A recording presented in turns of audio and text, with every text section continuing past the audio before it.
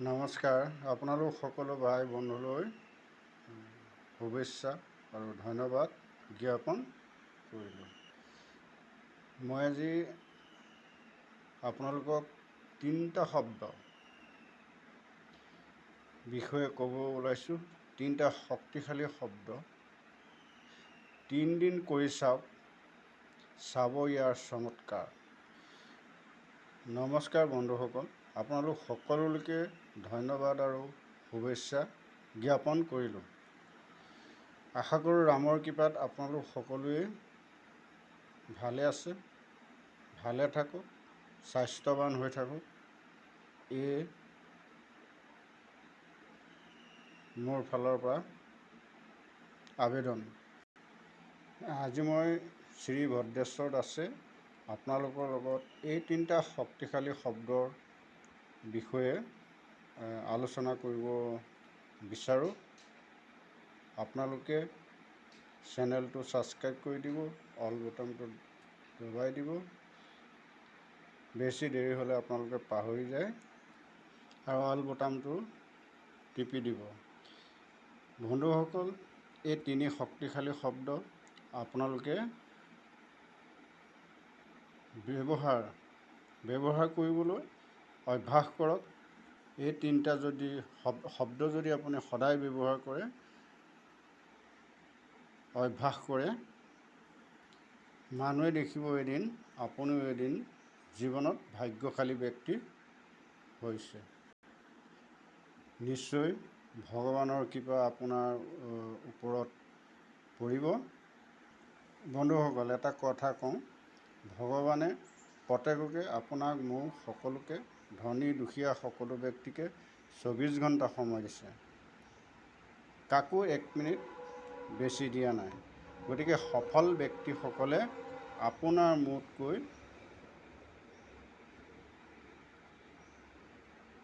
1 minute 2 minute আগৰ পৰাই, 1 ঘণ্টা আগৰ পৰাই, 2 ঘণ্টা আগৰ পৰাই কাম আৰম্ভ কৰি দিয়ে। আপুনি বিচনাতে শুয়ে থাকোঁ।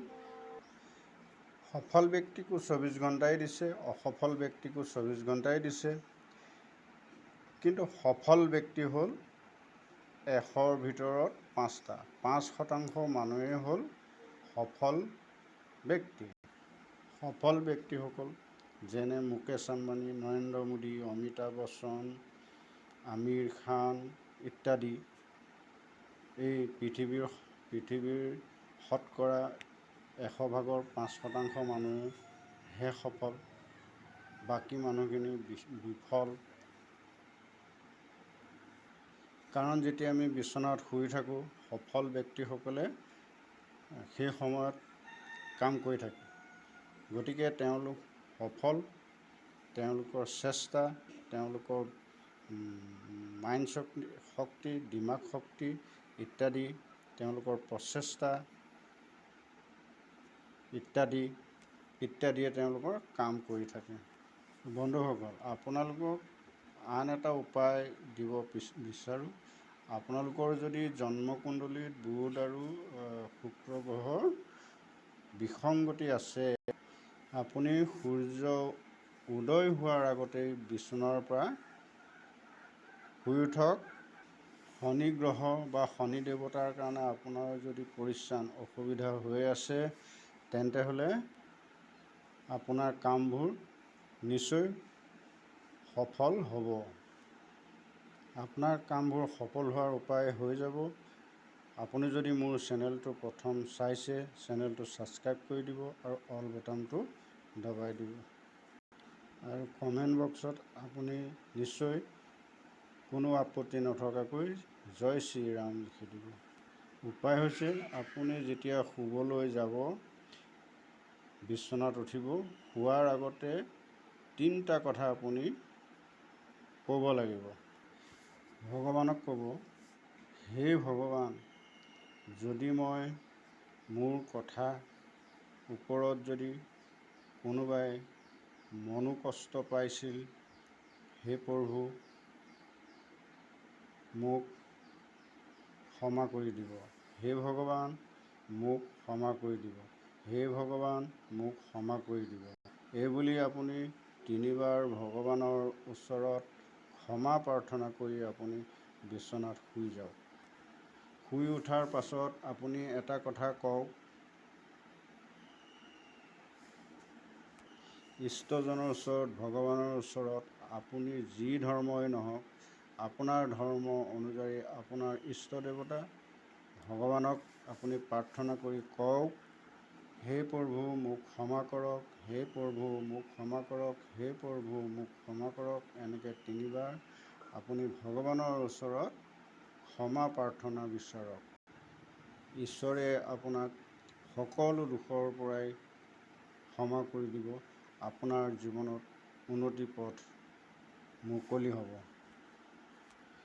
ঈশ্বৰে আপোনাক সকলো দোষৰ পৰাই মুক্তি কৰি দিব।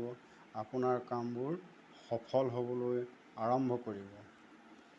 আপুনি নিশ্চয় ধনৱান হ'বই। আৰু এটা যাদুৰ শব্দ ব্যৱহাৰ কৰিবলৈ আপুনি অভ্যাস কৰক। ধৰক আপোনালৈ কোনোবাই ফোন কৰিলে, ধৰক আপুনি বাটেদি গৈ আছে, তেতিয়া আপুনি ফোনৰ উত্তৰত ক'ব, আনন্দ মংগল। আপুনি যদি কাৰোবাক বাটত পাইছে, ক'ব আনন্দ মংগল।